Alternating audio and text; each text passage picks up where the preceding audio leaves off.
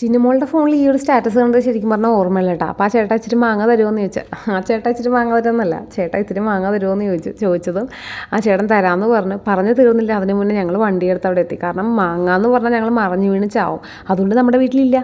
അപ്പോൾ അവിടെ ചെന്നപ്പോൾ എന്ത് തരം മാങ്ങയാണ് എന്താണോ ഉണ്ടോ എല്ലാവർക്കും കൊടുത്തോ, ഒരു പിടുത്തവും ഇല്ല. പക്ഷേ ഞങ്ങളൊരു ചാക്കുവേട്ട പോയത്, നമ്മളങ്ങനെയാണല്ലോ, അപ്പോൾ ഒന്നും ഇങ്ങനെ കുറക്കാറില്ല. അവിടെ ചെന്നപ്പോഴത്തേക്കും ആ ചാക്ക് പോരായിരുന്നു എന്ന് തോന്നിപ്പോയി. എന്നുവെച്ചാൽ നമ്മൾ അതിന് മാത്രം മാങ്ങ ഉണ്ടായിരുന്നു അവിടെ. അപ്പം എത്ര വലിയ കിറ്റായിരുന്നെങ്കിലും അവർ അത്രയും തന്നേനേട്ടാ. നല്ല മനസ്സുള്ള മനുഷ്യരാണ്.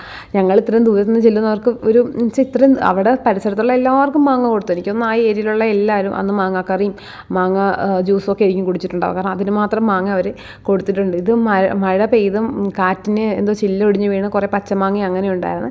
അപ്പോൾ അതെല്ലാം ഉണ്ട് കേട്ടോ. പച്ചമാങ്ങയും പഴുത്തമാങ്ങയും എല്ലാം കൂടി മിക്സ് ചെയ്താൽ ഞങ്ങൾ എടുത്തുകൊണ്ട് പോകുന്നത്. നമ്മൾ മാത്രമല്ല യൂസ് ചെയ്ത്, നമ്മൾ ഇതെല്ലാം ഷെയർ ചെയ്ത് പിന്നെ അതുപോലെ കൊണ്ടുവന്നിട്ട് അടുത്തുള്ള വീടുകളിലും പിന്നെ കുറേ റിലേറ്റീവ്സിൻ്റെ വീട്ടിലൊക്കെ കൊണ്ടു കൊടുത്തേ.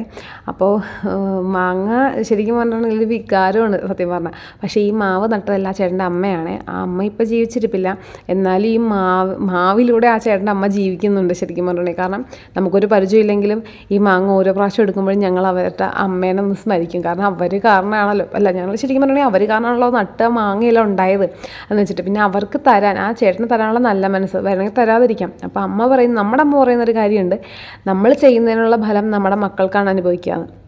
അപ്പോൾ ആ ചേട്ടൻ്റെ അമ്മ നട്ട മാങ്ങ കഴിക്കുമ്പോഴത്തേക്കും ആ ചേട്ടന് പ്രയോജനം ഉണ്ടാകും. പിന്നെ ആ ചേട്ടനത് കൊടുക്കുന്നതുകൊണ്ട് ആ ചേട്ടൻ്റെ കുട്ടികൾക്കായിരിക്കും പ്രയോജനം എന്ന്.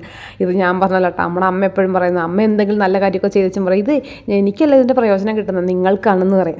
അങ്ങനെ ഞാൻ പറഞ്ഞു കേട്ടോ. അപ്പോൾ ഇപ്പം നമുക്ക് മാങ്ങ എന്ന് പറയുമ്പോൾ അത്രയും ഭയങ്കര ഇഷ്ടമുള്ളത് കൊണ്ടായിരിക്കും. എന്താണെങ്കിലും ഇത് കണ്ടില്ല, നിങ്ങൾക്കിത് കാണുമ്പോൾ തന്നെ മനസ്സിലാവും നമ്മൾ എത്ര മാങ്ങ കൊതിയന്മാരാണ്. അവിടെ വന്നിറങ്ങിയില്ല, അതിന് മുന്നേ അമ്മയൊക്കെ വെയിറ്റ് ചെയ്ത് നിൽക്കുമോ മാങ്ങയും കൊണ്ട് വരുന്ന കാണാനായിട്ട്. അപ്പോൾ വന്നിറങ്ങിയപ്പോൾ തന്നെ കഴുകി ഞാൻ രണ്ടെണ്ണം എടുത്തു. അച്ചായി, അമ്മയും അമ്മച്ചി, അച്ഛനും എല്ലാവരും, അച്ഛനപ്പുറത്തെങ്ങാണ്ടായിരുന്നു കേട്ടോ. എനിക്ക് വീഡിയോ എടുക്കാൻ പറ്റില്ല, കാരണം ഞങ്ങൾ ഈ കഴിക്കുന്നതിൻ്റെ ഇടയ്ക്ക് ഇതെല്ലാം കൂടി എങ്ങനെ എടുക്കുന്നത്.